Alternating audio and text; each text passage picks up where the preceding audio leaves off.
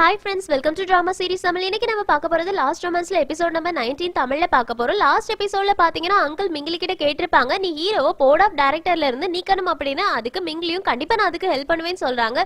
இப்போ அங்கிள் வந்து நான் ரெஸ்ட் ரூம் போயிட்டு வரேன் அப்படின்னு கிளம்பி போறாங்களா. மிங்கிலி அங்கிள் போனதுக்கு அப்புறமா ஹீரோ கிட்ட அங்கிள் கிளம்பிட்டாங்க அப்படின்னு சொல்றாங்க. இப்போ ஹீரோ வந்து மிங்கிலி கிட்ட கேக்குறாங்க, அப்படின்னா எனக்கு ஒரு விஷயம் இதுல இருந்து நல்லாவே புரியுது. என்னன்னா நீ வந்து அங்கிள் கூட கை கோர்த்துட்டு தானே அப்பா உடம்பு சரியில்லாம போனதுக்கு அப்புறமா சேர்மன் ஆகுறதுக்கான எலெக்ஷனை வைக்க சொன்ன. அந்த டைம்ல ஆல்ரெடி நீயும் அங்கிளும் பேசி வச்சுட்டு அங்கிள் உனக்கு தான் ஓட் பண்ணுவேன் அப்படின்னு சொல்லி தானே அந்த மீட்டிங்க்கு வந்த அப்படின்னு சொல்லி கேக்குறாங்க. அதுக்கு மிங்கிலி வந்து ஆமா, அப்ப நான் வந்து அங்கிள கண்மூடித்தனமா நம்பிட்டேன், அதனாலதான் அவங்க சொன்ன எல்லாத்தையுமே பண்ணனே அப்படின்னு சொல்றாங்க. அதுக்கு ஹீரோ சொல்றாங்க, அப்படின்னா ஃபர்ஸ்ட் அவர் என்ன தீத்து கட்டணும்னு நினைச்சிருப்பாரு, அதுக்கப்புறமா ஜானிய வச்சு ஒன்னு சேர்மன் பொசிஷன்ல இருந்து எடுத்துடலாம் நினைச்சிருப்பாரு. அதுல அவர் கரெக்டா தான் சக்சஸ் ஆயிட்டு இருந்தாரு. ஆனா நான் திடீர்னு முழிச்சுட்டு நீயும் பைத்தியக்கார ஹாஸ்பிட்டல்ல இருந்து வெளியில வந்துட்டு அதனாலதான் அவரு மறுபடியும் உன்கிட்ட வந்திருக்காரு அப்படின்னு சொல்றாங்களா. அதுக்கு மிங்கிலி சொல்றாங்க, அவர் என்ன ஒரு தடவை ஃபூல் பண்ணிட்டாரு, மறுபடியும் அவர்கிட்ட நான் முட்டாள் ஆயிட மாட்டேன், கண்டிப்பா இந்த தடவை நான் தான் ஜெயிப்பேன் அப்படின்னு சொல்றாங்க. ஹீரோவும் சரி ஓகேன்னு சொல்றாங்க. இங்க கட் பண்ணா அங்கிள் வந்து ரெஸ்ட் ரூம்ல இருக்காங்கல்ல, அவங்களுக்கு ஒரு கால் வருது. அங்கிள் அப்படியே டென்ஷன் ஆகுற மாதிரி காமிக்கிறாங்க. இங்க கட் பண்ணா நம்ம ஹீரோ மிங்கிலி கிட்ட கேக்குறாங்க, இன்னுமா அவர் வரல அப்படின்னா. அதுக்கு மிங்கிலி சொல்றாங்க, ஆமா அவர் எதுக்காக லேட் பண்றாரு அப்படின்றது தெரியல அப்படின்னு சொல்லிட்டு இருக்கும் போதே யாரோ வர மாதிரி இருக்கு அப்படின்னு மிங்கிலி சொல்றாங்க. ஆனா உள்ள வரக்கூடியது அங்கிள் கிடையாது, ஒரு சர்வன் தான் வந்துட்டு அங்கிள் கிளம்பிட்டாங்க அப்படின்ற விஷயத்த சொல்றாங்க.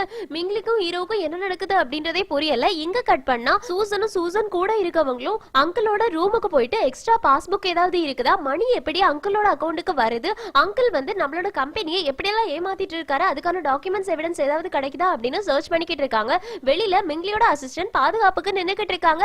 அப்போ ஒருத்தவங்க போற மாதிரி இருக்குமா. மிங்கிலியோட அசிஸ்டன்ட் சொல்றாங்க, இந்த பக்கமா உங்க ரூம் இன்னைக்கு லாக் பண்ணி தான் வச்சிருக்கோம், அங்கிள் உள்ள இல்ல அப்படின்னு சொல்லிட்டு வழி அனுப்பி வச்சிடுறாங்க.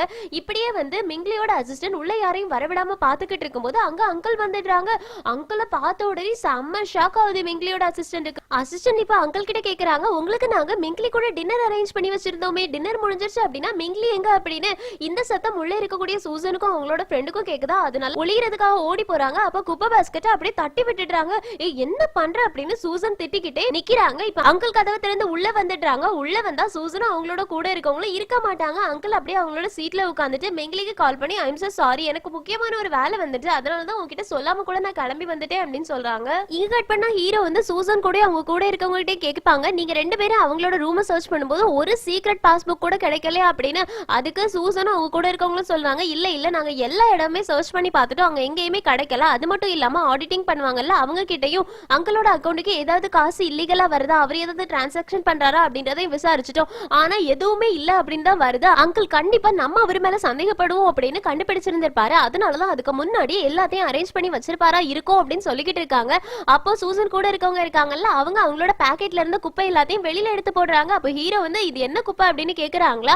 அதுக்கு அவங்க சொல்றாங்க, நான் வந்து அங்கிளோட ரூமை சர்ச் பண்ணிட்டு இருக்கும்போது குப்பை பாஸ்கெட்டை தட்டி விட்டுட்டேன், அதனாலதான் அதுல இருந்தது அப்படியே என்னோட பாக்கெட்ல போட்டு எடுத்துட்டு வந்துட்டேன் அப்படின்னு. சூசன் உடனே அந்த குப்பையை கூட அப்படின்னு அதை எடுத்து பாக்குறாங்க. அதுல ஒரு இன்வாய்ஸ் பில் இருக்கும். அதை பார்த்தோன்னே சூசன் சொல்றாங்க, இது ஒரு ஃப்ளவர் ஷாப்ல இருந்து வந்ததா இருக்கு, எல்லா பில்லையும் கூட அப்படின்னு சொல்லிட்டு எல்லாத்தையுமே செக் பண்றாங்க. எல்லாத்தையும் பார்க்கும்போது இவங்களுக்கு ஒரே ஒரு விஷயம் தான் தெரியுது, அங்கிள் ஒரு ஃப்ளவர் ஷாப்ல இருந்து நிறைய ஃப்ளவர்ஸ் வாங்கியிருக்காங்க.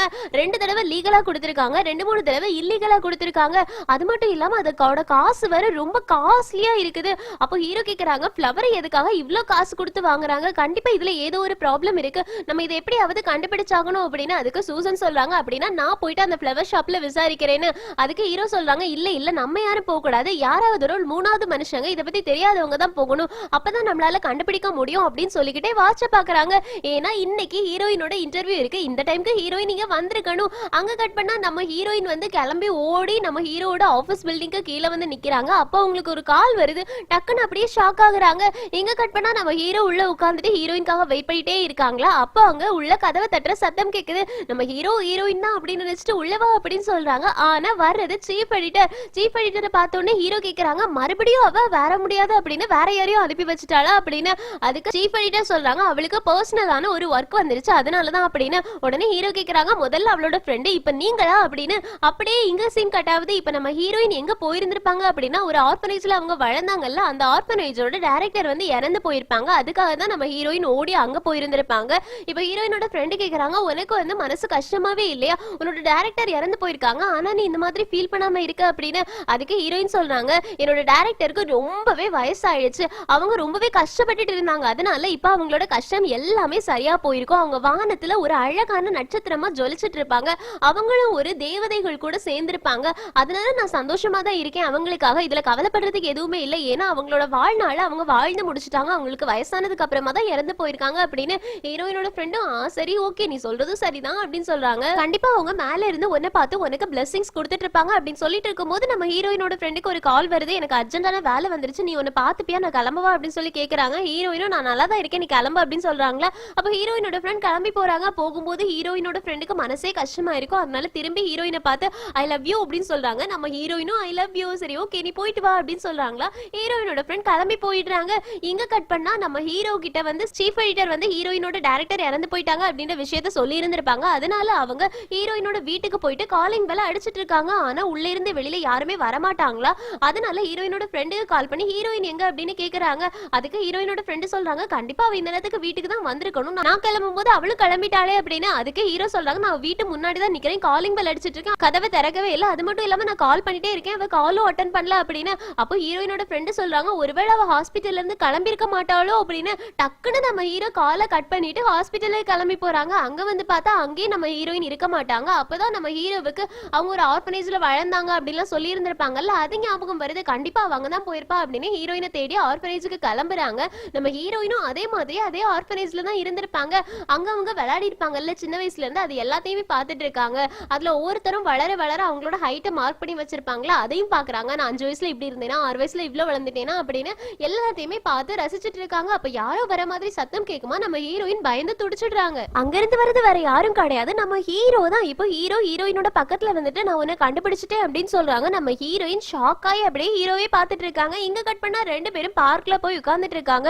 2 பேருமே ஒருத்தருக்கு ஒருத்தர் என்ன பேசுறதுன்னு தெரியாம இருந்துட்டு இருக்காங்களா. அப்ப நம்ம ஹீரோ சொல்றாங்க உனக்கு எனக்கு எப்படி ஆறுதல் சொல்றது அப்படின்றதே தெரியல, ஆல்ரெடி உன்னோட ஃப்ரெண்டு கேட்டிருப்பா, இப்ப நானும் கேட்கிறேன் நீ நல்லா தானே இருக்க அப்படின்னு. அதுக்கு ஹீரோயின் சொல்றாங்க நான் நல்லா தான் இருக்கேன், ஆனா என்னோட சைல்ட்ஹுட் மெமரிஸ் எல்லாமே டெலீட் ஆன மாதிரி எனக்கு தோணுது. ஏன்னா இந்த ஆர்ஃபனேஜை மூடும் போது கூட நாங்க ரொம்ப கவலைப்படல. ஏன்னா இதோட டைரக்டருக்கு நாங்க எங்க இருந்து வந்தோம், எப்படி வளர்ந்தோம் அப்படின்னு எல்லாமே ஞாபகம் இருக்கும். அவங்களுக்கு மட்டும்தான் எங்களோட சைல்ட்ஹுட் எல்லாமே எப்படி இருந்துச்சு அப்படின்ற விஷயம் தெரியும். இப்ப அவங்க இறந்து போனதுக்கு அப்புறமா என்னோட சைல்ட்ஹுட்டை மொத்தமா அழிஞ்சு போன மாதிரி எனக்கு தோணுதுன்னு சொல்றாங்க. அதுக்கு நம்ம ஹீரோ சொல்றாங்க எனக்கும் அப்படிதான் இருந்துச்சு. என்னோட அம்மா இறந்து போகும்போது என்னோட லைஃபே மொத்தமா மாறிடுச்சு. என்னோட ஃப்ரெண்ட்ஸ் என்ன விட்டுட்டு போயிட்டாங்க, எல்லாமே மாறிடுச்சு. நம்ம எங்களோட வீட்டுக்கு போனதுக்கு அப்புறமா தனிமையை தான் உணர்ந்தேன் அப்படிலாம் சொல்லிக்கிட்டு இருக்காங்களா. அதுக்கு நம்ம ஹீரோயின் வந்து அப்படியா, அப்ப நம்ம 2 பேரும் ஒரே நிலைமையில தான் இருக்கோம் அப்படின்னு சொல்றாங்க. அதுக்கு நம்ம ஹீரோ சொல்றாங்க சரி ஓகே உன்னோட சைல்ட்ஹுட் மெமரிஸ் எனக்கு நீ ஷேர் பண்ணு, அப்படின்னா அதை ஞாபகம் வச்சிருக்க ஆள் இன்னொருத்தவங்க இந்த உலகத்துல இருப்பாங்கல்ல அப்படின்னு சொல்றாங்க. அதுக்கு நம்ம ஹீரோயின் நீங்க நிஜமாவே என்னோட சைல்ட்ஹுட்டை ஞாபகம் வைக்கணும்னு நினைக்கிறீங்களான்னு கேக்குறாங்களா. அதுக்கு நம்ம ஹீரோ ஆமா நீ எவ்வளவு சொல்றியோ அவ்வளோ இன்ட்ரெஸ்டிங்கா நான் கேட்பேன், கண்டிப்பா உன்னோட எல்லா ஞாபகத்தையுமே நான் ஞாபகமா வச்சுப்பேன் அப்படின்னு சொல்றாங்க. அதுக்கு நம்ம ஹீரோயின் சொல்ல ஆரம்பிக்கிறாங்க நான் சின்ன பிள்ளையா இருக்கும்போது ஒரு சிங்கிங் காம்படிஷன்ல சேர்ந்தேன். அந்த காம்படிஷன்ல வந்து நான் நல்லா தான் பாடினேன். இனி ஒரு பொண்ணும் அதே சாங் தான் செலக்ட் பண்ணி வச்சிருந்தா, அவளும் பாடினா. நாங்க 2 பேரும் ஒரே பாட்டு தான் பாடணும். ஆனா பிரைஸ் வந்து அவளுக்கு தான் கிடைச்சது, எனக்கு கிடைக்கல. நான் போயிட்டு டைரக்டர் கிட்ட எதுக்காக எனக்கு நீங்க பிரைஸ் கொடுக்கல அப்படின்னு கேட்டேன். அதுக்கு டைரக்டர் சொன்னாங்க அவ பாடும்போது டான்ஸ் ஆடிக்கிட்டே பாடினா, அழகா பாடினா, அதனாலதான் அப்படின்னு சொல்றாங்களா. உடனே ஹீரோ கேக்குறாங்க இரு அது சிங்கிங் காம்படிஷன் தானே, டான்சிங் காம்படிஷன் கிடையாது அப்படின்னு. அதுக்கு நம்ம ஹீரோயின் சொல்றாங்க இதைதான் நானும் போய் கேட்டேன். அப்ப அந்த டைரக்டர் சொன்னாங்க இது சிங்கிங் காம்படிஷன் தான், ஆனா அவ பிரசன்ட் பண்ண விதம் டிஃபரெண்டா இருந்துச்சு, நல்லா இருந்துச்சு அப்படின்னு. அது மட்டும் இல்லாம அவளை லவ் பண்றதுக்கு அவளோட ஃபேமிலி இருந்தாங்க, எனக்கு தான் ஃபேமிலி கிடையாது, அதனால என்னை யாருமே சூஸ் பண்ண மாட்டாங்க அப்படின்னு சொல்றாங்களா. அதுக்கு நம்ம ஹீரோ சொல்றாங்க அப்படி கிடையாது, இப்ப பாரு அப்படின்னு தன்னோட மொபைல் எடுத்துட்டு மைக் மாதிரி வச்சுட்டு இந்த காம்படிஷன்ல வின் பண்ணது ஹீரோயின் தான், ஹீரோயின் இந்த காம்படிஷன்ல மட்டும் இல்ல இனி வர போற எல்லா காம்படிஷன்லயும் அவங்க தான் ஜெயிப்பாங்க அப்படின்னு அனௌன்ஸ் பண்றாங்களா. நம்ம ஹீரோயினுக்கு பார்த்தோன்னே ஹாப்பி ஆயிடுது. நம்ம ஹீரோயின் நாவல் உலகத்துல ஹீரோ என்கரேஜ் பண்ணிருப்பாங்கல்ல அவங்களோட சைல்ட்ஹுட்க்கு கூட்டிட்டு போயிட்டு, அதை அப்படியே யோசிச்சு பாக்குறாங்க. அதே மாதிரி இங்க ஹீரோ பண்ணிக்கிட்டு இருக்காங்க, நீ தான் வின் பண்ண ஹீரோயின் அப்படின்னு ஹீரோயினோட கையை பிடிச்சு தூக்குறாங்களா. நம்ம ஹீரோயினுக்கு அப்படியே செம்ம ஷாக்கா இருக்குது. டக்குன்னு அங்க இருந்து எழுந்திருச்சு போறாங்க. நம்ம ஹீரோ கேக்குறாங்க என்ன ஆச்சுன்னு. அதுக்கு ஹீரோயின் சொல்றாங்க நீ என்கிட்ட இந்த மாதிரி நெருக்கமா வராத, என்கிட்ட பழகாத அப்படின்னு சொல்றாங்களா. ஹீரோ கேக்குறாங்க ஏன் எதுக்காக நீ இப்படி சொல்ற அப்படின்னு. அதுக்கு ஹீரோயின் சொல்றாங்க என்ன உண்மையில லவ்ல விழ வச்சிடாத ப்ளீஸ் அப்படின்னு சொல்றாங்க. ஹீரோவுக்கு ஒண்ணுமே புரியல, ஹீரோயின் கிட்ட நீ என்ன சொல்ற அப்படின்னு கேக்குறாங்களா. அதுக்கு ஹீரோயின் சொல்றாங்க ப்ளீஸ் என்ன கன்ஃபியூஸ் பண்றத ஸ்டாப் பண்ணு, நான் நிஜமாவே பைத்தியமாயிருவேன் போல இருக்கு, அதனால ப்ளீஸ் என்கிட்ட இருந்து தள்ளிடு அப்படின்னு சொல்றாங்களா. அதுக்கு நம்ம ஹீரோ கேக்குறாங்க யாரை கன்ஃபியூஸ் பண்றது, ஃபர்ஸ்டா நீ தான் என்ன ஸ்பை பண்றதுக்காக ட்ரோன் கேமரா வச்சு பாத்துட்டு இருந்த, எப்பெல்லாம் எனக்கு அடிபடுதோ அப்பெல்லாம் நீ பிரேயர் பண்ண, எப்பெல்லாம் எனக்கு உன்னோட தேவை இருக்கோ அப்பெல்லாம் நீ கூட இருந்த, இது வரைக்கும் என்ன யாருமே இப்படி பார்த்தது பாத்துக்கிட்டது கிடையாது தெரியுமா? என்ன மொத்தமா நீ கன்ஃபியூஸ் பண்ணிட்டு இப்ப வந்துட்டு எம்எல்ஏ லவ்ல விழுந்துராத அப்படின்னு சொன்னா என்ன அர்த்தம்? இதுல உன்ன நான் லவ் பண்ண வைக்கிறதுக்காக தான் இதெல்லாம் பண்ணிட்டு இருந்தேன்னு நினைக்கிறியா? அப்படி கிடையாது. நான் உண்மையில லவ்ல விழுந்துட்டேன். உனக்கு எம்எல்ஏ லவ் வருதோ இல்லையோ அதெல்லாம் எனக்கு கவலை கிடையாது. ஆனா அட்லீஸ்ட் என்ன உன்ன லவ் பண்ண அனுமதி. நான் உன்ன லவ் பண்றேன், ஐ லவ் யூ, இதுக்கு நீ தான் ரெஸ்பான்சிபிலிட்டி எடுத்துக்கணும் அப்படின்னு அப்படியே ஹீரோயினை கிஸ் பண்ணிடுறாங்க. ஹீரோயினுக்கு என்ன நடக்குது அப்படின்றதே புரியல. எங்க கட் பண்ணா ரெண்டு பேரும் கார்ல போயிட்டு இருக்காங்க. நம்ம ஹீரோயின் திருத்திருன்னு முழிச்சிட்டு ஹீரோவையே பாத்துட்டு இருக்காங்க. அப்ப நம்ம ஹீரோயினுக்கு ஒரு கால் வருது. அவங்களோட ஃப்ரெண்டு தான் கால் பண்ணிருப்பாங்க. நீ எங்க இருக்க, இன்னும் வீட்டுக்கு போகலையா, நீ எங்கேயாவது உட்காந்து அழுதுட்டு இருக்கியா அப்படின்னு கேக்குறாங்க. அதுக்கு நம்ம ஹீரோயின் இல்ல நான் இப்ப வீட்டுக்கு தான் போயிட்டு இருக்கேன், நான் நல்லா தான் இருக்கேன்னு சொல்றாங்களா. அதுக்கு ஹீரோயினோட ஃப்ரெண்டு சரி ஓகே, உனக்கு ஒரு விஷயம் தெரியுமா, ஹீரோ எனக்கு கால் பண்ணி உன்னை தேடினா தெரியுமா, உன்னோட வீடு வரைக்கும் வர போய் பார்த்தானா அப்படின்லாம் சொல்றாங்க. நம்ம ஹீரோயின் உடனே ஹீரோவை பார்த்துட்டு ஏய் நான் வீட்டுக்கு வந்து உங்ககிட்ட பேசுறேன், காலை கட் பண்ண அப்படின்னு கட் பண்ணிடுறாங்க. அதுக்கப்புறமா ரெண்டு பேரும் ஒருத்தர் மாத்தி ஒருத்தர் பார்க்காதப்ப பாத்துக்கிட்டு இருக்காங்க. டக்குன்னு நம்ம ஹீரோயினோட கை மேல கைய வைக்கிறாங்க. இத கண்ணாடி வழியா சூசன் கூட இருப்பாங்கல்ல அவங்க பாத்துக்கிட்டு இருக்காங்க. அதனால வேணுனே காரை அங்க எங்கன்னு உருட்டிட்டு இருக்காங்களா. அப்போ ஹீரோ சொல்றாங்க ஏய் வண்டி ஒழுங்கா ஓட்டுடா அப்படின்னு சொல்லிட்டு ஹீரோயினோட மேல இருந்த கையை எடுத்துடுறாங்க. ஹீரோயின் அப்படியே முடிச்சிட்டு இருக்காங்க. இங்க கட் பண்ணா ஹீரோயினோட வீட்டுக்கு வந்தாச்சு. ஹீரோயின் எதுவுமே பேசாம அங்கிருந்து கீழே இறங்கி வீட்டுக்கு உள்ள போக போறாங்களா. அப்ப நம்ம ஹீரோ ஒரு நிமிஷம் இரு அப்படின்னு ஹீரோயினை கூப்பிடுறாங்க. ஹீரோயினும் நிக்கிறாங்க. இப்ப ஹீரோ சொல்றாங்க உனக்கு ஏதாவது ஒரு தேவை இருந்துச்சு அப்படின்னா உடனே நீ எனக்கு கால் பண்ண, நான் உன் கூட வந்து இருப்பேன். அதே மாதிரி உனக்கு அழணும் அப்படின்னா உடனே என்கிட்ட சொல்லு, என்கிட்ட வந்து அழு, வேற எங்கேயும் தனியா போயிட்டு அழுதுகிட்டு இருக்காத, தனியா போயிட்டு ஃபீல் பண்ணாத அப்படின்னு சொல்லிட்டு அப்படியே கையை ஹீரோயினோட தலைமையில வைக்க போறாங்க. டக்குன்னு நம்ம ஹீரோயின் ஒரு ஸ்டெப் பேக் அடிச்சிடுவாங்க. நம்ம ஹீரோவோட கையை பிடிச்சிட்டு பரவாயில்ல நான் பாத்துக்கிறேன் அப்படின்னு சொல்றாங்க. ஹீரோவுக்கு ரொம்ப கஷ்டமாயிடுது, ஒரு மாதிரி ஆயிடுறாங்க. இப்ப ஹீரோயின் சொல்றாங்க எனக்கு டைம் ஆயிடுச்சு, நீங்க வீட்டுக்கு போக வேண்டிய டைம் வந்துருச்சு, நான் கிளம்புறேன் அப்படின்னு சொல்லிட்டு கிளம்புறாங்க. நம்ம ஹீரோ வந்து ஒரு நிமிஷம் இரு, நீ எப்பவுமே உனக்கு தேவை இருக்கும்போது என்கிட்ட வந்துரு, உனக்கு என்ன வேணாலும் என்கிட்ட கேளு அப்படின்னு சொல்றாங்க. நம்ம ஹீரோயினும் சரி ஓகே அப்படின்னு சொல்லிட்டு கிளம்பி போறாங்க. ஆனா நம்ம ஹீரோவுக்கு ரொம்ப கஷ்டமாவே இருக்குது. இப்ப ஹீரோ அங்க இருந்து கிளம்பி போயிடுறாங்க. ஹீரோயின் கதவை திறந்துட்டு உள்ள வந்து உட்கார்ந்துட்டு அப்படியே வாயில கை வச்சுட்டு ஃபீல் பண்ணிக்கிட்டு இருக்காங்க. என்ன நடக்குது இங்க? சிட்டுவாரன் தான் ஜியான் சிங்கா? சிட்டுவாரனோட ஞாபகம் எதுவுமே ஜியான் சிங்க்கு இல்ல, நான் கன்ஃபியூஷனா இருக்கேன், எனக்கு என்ன நடக்குது அப்படின்றதே தெரியல அப்படின்னு புலம்ப ஆரம்பிக்கிறாங்க. அந்த பக்கம் நம்ம ஹீரோயினோட கையை பிடிச்சிருந்திருப்பாங்கல்ல அதே தான் யோசிச்சுட்டு இருக்காங்க. இப்ப ஹீரோ வீட்டுக்கு போயாச்சு. சூசன் கூட இருக்கிறவங்க வந்து கீயை டேபிள்ல வைக்க போறாங்களா. அங்க வந்து ஹீரோயினுக்கு கொடுத்திருப்பாங்கல்ல கப்லிங்ஸ், அது இருக்கிறத பாக்குறாங்க. உடனே ஹீரோ கிட்ட இந்த கப்லிங்ஸ் இங்க எப்படி வந்துச்சு அப்படின்னு கேக்குறாங்களா. நம்ம ஹீரோ அப்படியே ஷாக் ஆகி வந்து பாக்குறாங்க. ஹீரோயின் வீட்ல டிராப் பண்ண வந்திருப்பாங்கல்ல அன்னைக்கு குடிக்கும் போது, அப்ப அப்படியே அந்த கப்லிங்ஸையும் அங்கேயே வச்சுட்டு போயிருந்திருப்பாங்க. நம்ம ஹீரோ அதை எடுத்து பார்த்து ரொம்ப ஃபீல் பண்ணிக்கிட்டு இருக்காங்க. இப்ப கரெக்டா சூசன் அங்க வந்துடுறாங்களா. உடனே சூசன் கூட இருக்கவங்க வந்து அமைதியாயிரு அப்படின்னு சொல்றாங்களா. சூசன் வந்து ஏன் இப்படி சொல்ற அப்படின்னு சொல்லி கேட்டுட்டு ஹீரோ கிட்ட சொல்றாங்க நீ அங்கிள ஃபாலோ பண்ண சொன்னல அதோட டீடைல்ஸ் அப்படின்னு சொல்லிட்டு இருக்காங்க. ஆனா ஹீரோ வந்து எதையுமே கண்டுக்காம கையில அந்த கப்லிங்ஸை வச்சுட்டு ரொம்ப ஃபீல் பண்ணிட்டு உள்ள போயிட்டு இருக்காங்க. சூசனுக்கு என்ன நடக்குது அப்படின்றதே தெரியல. சூசன் கூட இருங்ககிட்ட கேக்குறாங்க இங்க என்ன நடக்குது, ஹீரோவுக்கு என்ன ஆச்சு அப்படின்னு. அதுக்கு எதுவும் தெரியாது, எனக்கு எதுவும் தெரியாது அப்படின்னு முடிச்சுட்டு அங்கேயும் போறாங்க. ஆனா சூசன் விடாம ஏய் ஒழுங்கு மரியாதை உண்மையை சொல்லு அப்படின்னு சொல்லி கேக்குறாங்க. அதனால சூசன் கூட இருக்கிறவங்களும் சூசன் கிட்ட உண்மையை சொல்ல ஆரம்பிக்கிறாங்க. ஹீரோ வந்து ஹீரோயினை டிராப் பண்றதுக்காக வந்திருந்தாங்க அப்படின்னு. அதுக்கு சூசன் கேக்குறாங்க அவ எதுக்காக அவளை டிராப் பண்ண போகணும் அப்படின்னு. அதுக்கு சூசன் கூட இருக்கவங்க சொல்றாங்க ஹீரோ வந்து அவகிட்ட நான் உன்னை லவ் பண்றேன் அப்படின்னு சொன்னாங்க. என்னால இதை நம்பவே முடியல, எப்படி ஹீரோவால அவளை லவ் பண்ண முடிஞ்சது அப்படின்ற டவுட்ல தான் நான் இருந்துட்டு இருக்கேன் அப்படின்லாம் சொல்றாங்க. அது மட்டும் இல்லாம கார்ல வச்சு ஹீரோயினோட கையை பிடிச்சிருந்திருப்பாங்கல்ல அது எல்லாத்தையுமே சொல்றாங்க. அதுக்கு சூசன் சொல்றாங்க இல்ல ஹீரோ அப்படி எல்லாம் பண்ண மாட்டான் அப்படின்னு சொல்லிட்டு சோகமாகறாங்களா. உடனே சூசன் கூட இருக்கவங்க சொல்றாங்க இதுக்காக தான் நான் உன்கிட்ட சொல்ல கூடாதுன்னு நினைச்சேன், பாரு இப்ப நீ ஃபீல் பண்ற அப்படின்னு.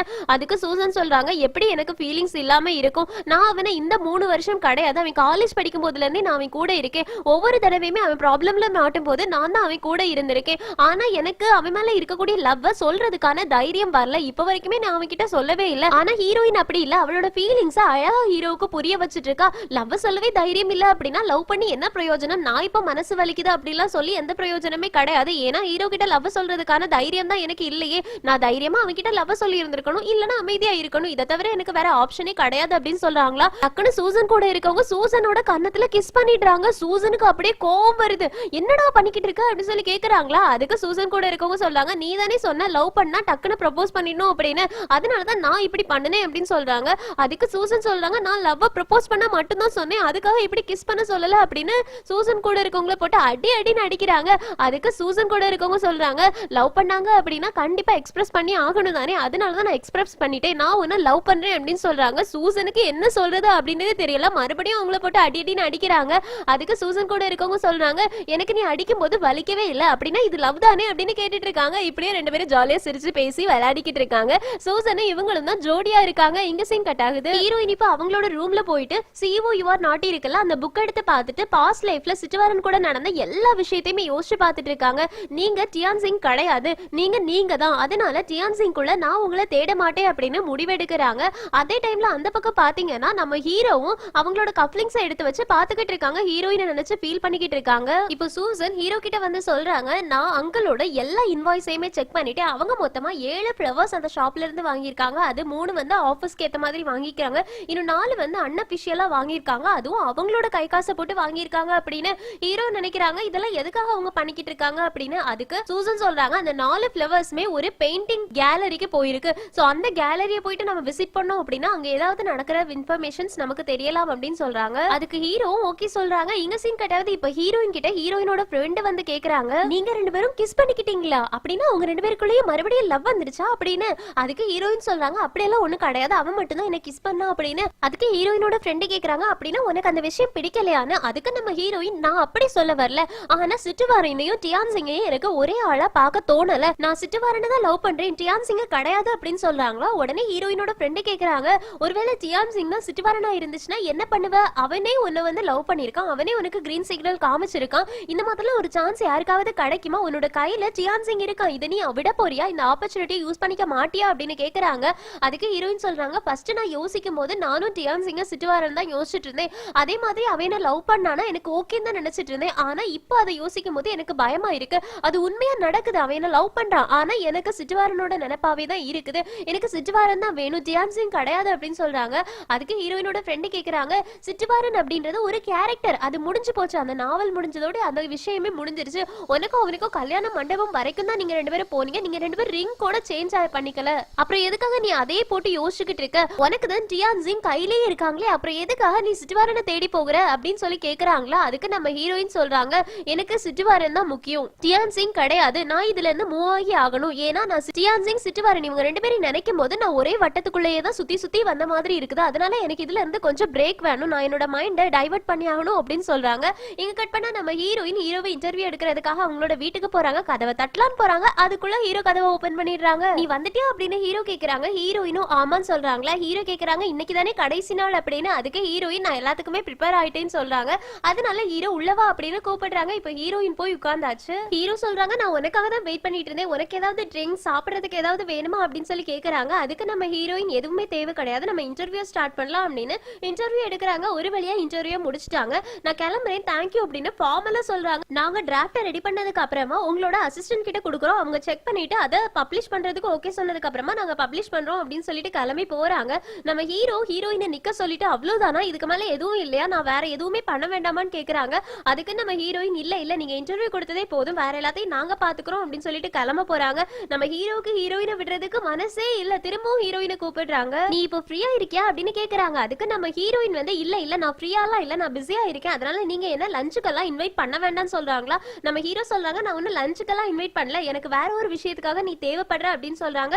ஹீரோயின் அப்படியே முடிச்சிட்டு இருக்காங்க. இங்க கட் பண்ணா கார்ல சூசன் கூட இருக்கவங்களும் ஹீரோவையும் பார்த்துட்டு இருக்காங்க. ஹீரோ அந்த பெயிண்டிங் கேலரிக்கு ஏதாவது ஒரு ஸ்ட்ரேஞ்சர் அனுப்பணும்னு சொல்லி இருந்திருப்பாங்கல்ல, அதுக்காக தான் நம்ம ஹீரோயினை ப்ரிப்பேர் பண்றாங்க.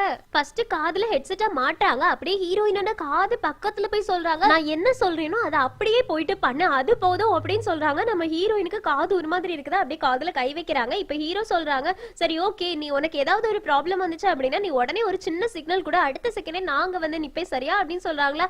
இதை பார்த்துட்டு இருக்க சூசனுக்கு மனசே ஆறல. அதனால சூசன் சொல்றாங்க, இப்ப கொஞ்சம் கார்ல இருந்து இறங்குறியா அப்படின்னு.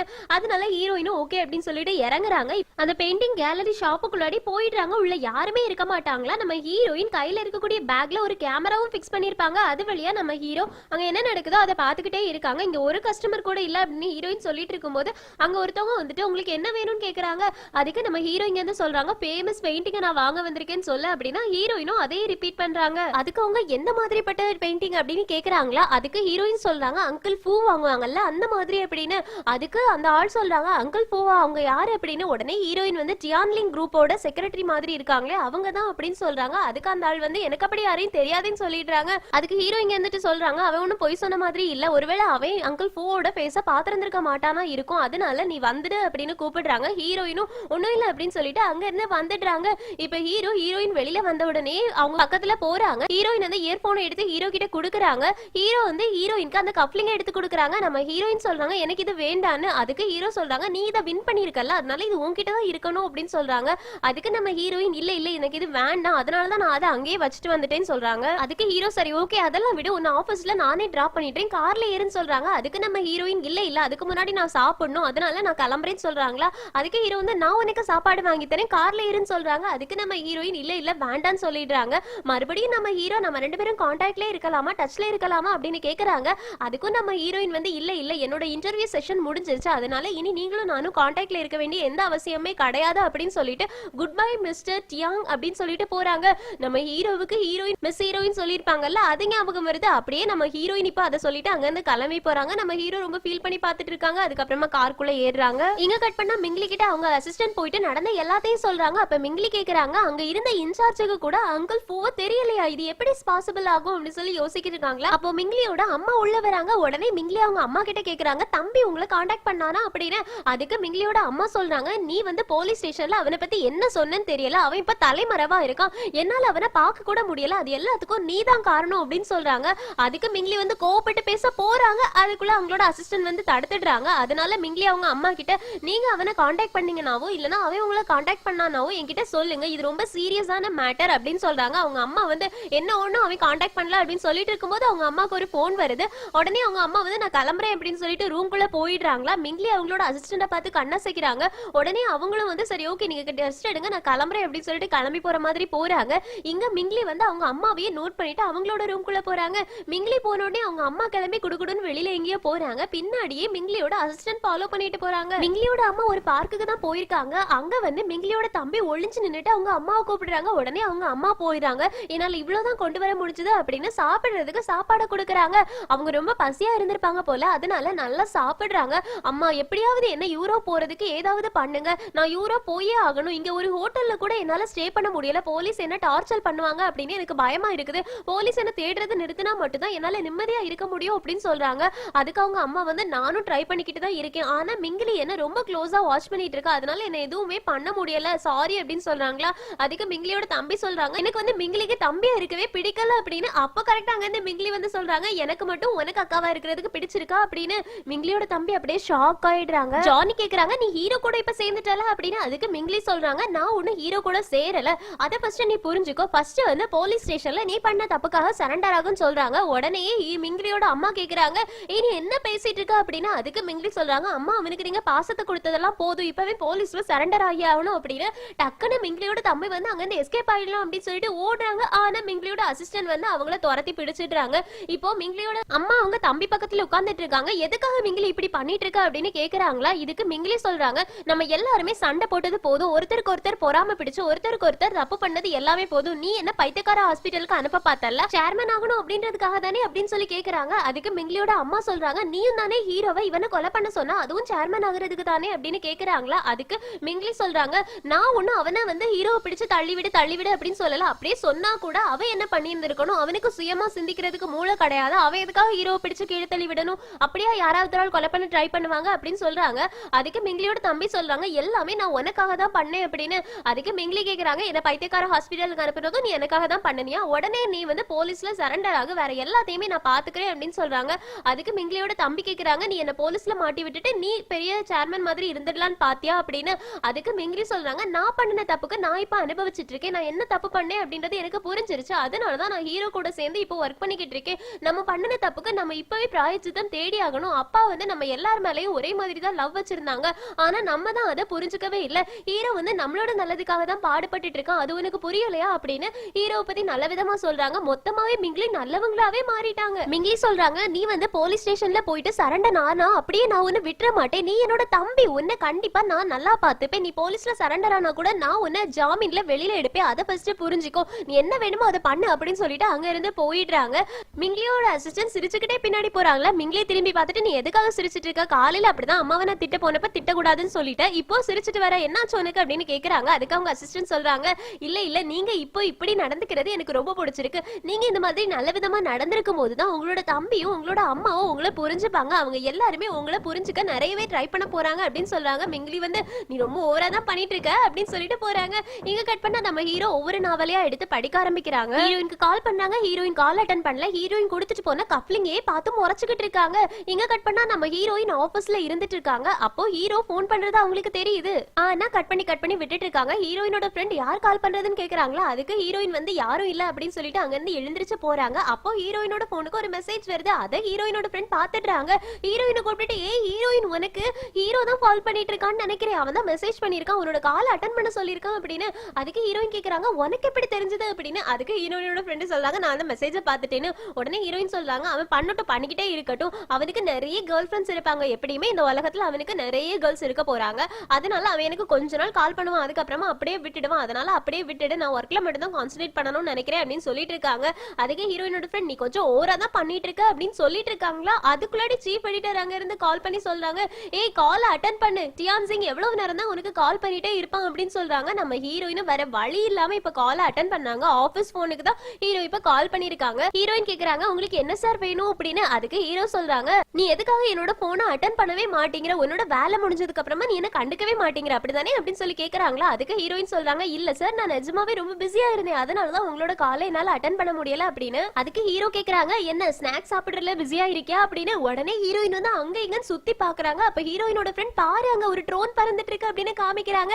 நம்ம ஹீரோயின் எப்படி ஹீரோவை ட்ரோன் வழியா பாத்துட்டு இருந்தாங்களோ அதே மாதிரி இப்போ ஹீரோயினை பாத்துட்டு இருக்காங்க. ஹீரோயின் கேக்குறாங்க எதுக்காக நீ என்ன ட்ரோன் கேமரா வச்சு பாத்துட்டு இருக்க அப்படின்னு. அதுக்கு ஹீரோ சொல்றாங்க நீ மட்டும் தான் பாப்பியா, என்னாலே பார்க்க முடியும் அப்படின்னு சொல்றாங்க. அதுக்கு ஹீரோயின் வந்து இந்த மாதிரிலாம் பண்றது தப்புன்னு சொல்றாங்க. அதுக்கு ஹீரோ கேக்குறாங்க அப்படின்னா நீ பண்ணப்போ அது தப்பா தெரியலையோ அப்படின்னு.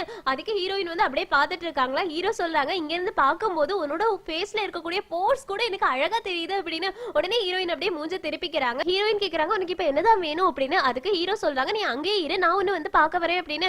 அதுக்கு ஹீரோயின் வந்து இல்ல நீங்க வந்துடாத நான் வரேன் அப்படின்னு சொல்லிட்டு காலை கட் பண்றாங்க. அதுக்குள்ள ட்ரோன் அங்க இருந்து கிளம்பி போயிடுது. நம்ம ஹீரோயின் இப்ப நான் வரேன் அப்படின்னு சொல்லிட்டு எழும்புறாங்களா. அதுக்குள்ள அங்க இருந்து சீஃப் எடிட்டர் சொல்றாங்க லீவ் ஃபார்ம் கொடுத்துட்டு போ அப்படின்னு.